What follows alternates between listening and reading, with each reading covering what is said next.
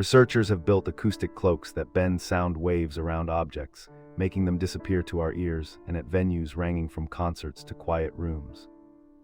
These metamaterials guide vibrations along curved paths, so a speaker's blast washes past without a trace at scale. In labs, tiny chips harvest heat and convert it into electricity, a breakthrough for sustainable gadgets used daily.